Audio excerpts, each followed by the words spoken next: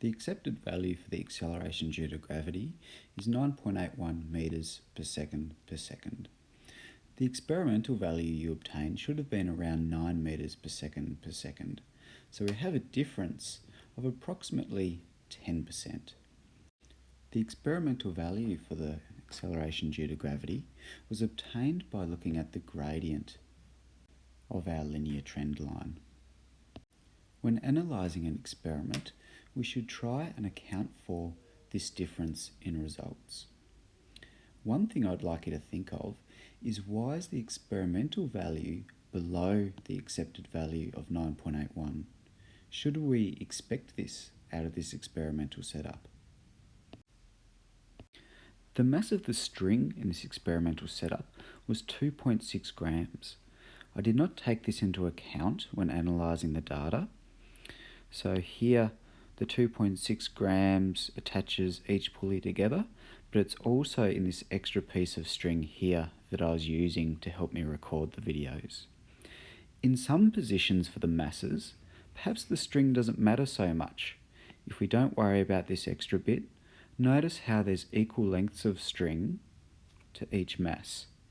However, you might like to look back at the videos and see when I'm recording the acceleration, because at some positions it might look like this. However, at other times, perhaps I was recording the acceleration data when the system looked like this. Is the difference in string length here something that we need to be concerned about? If you look back at the videos when I'm recording the data, you might notice other factors that might be important.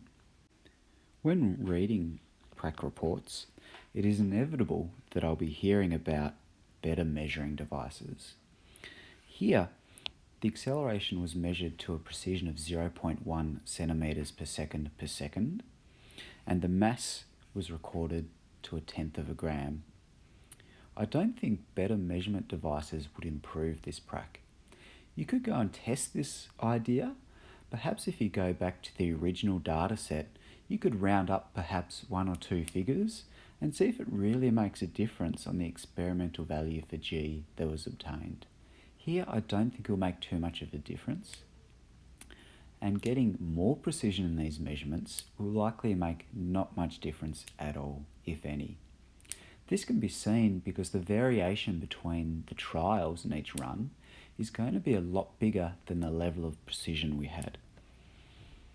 Now we'll look at 2 videos looking at the experimental setup in more detail.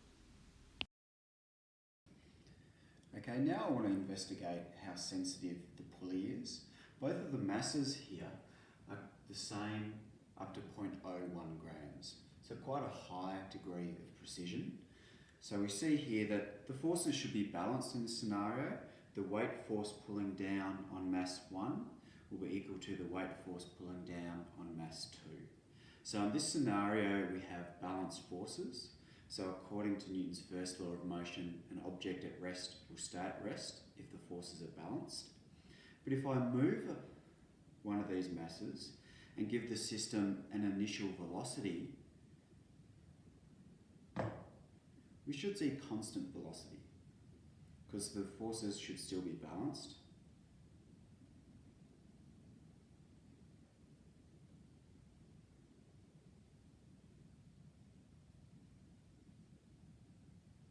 That seems true when I give one of the masses quite a high initial velocity, but when I give the masses a low initial velocity, what did what you just observed tell us about the system?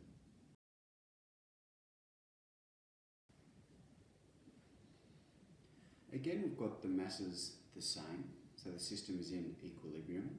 What I want to do now is test out what kind of difference in mass is my system sensitive to. So I'm going to be placing paper clips on one of the masses and see when it first moves.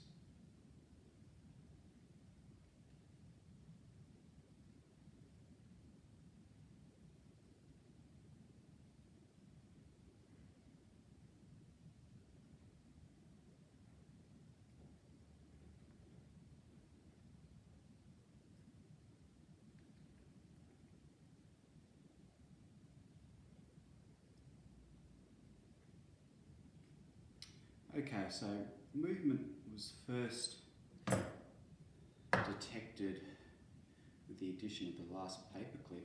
So going on to the scales now, I see that's a mass of 3.2 grams.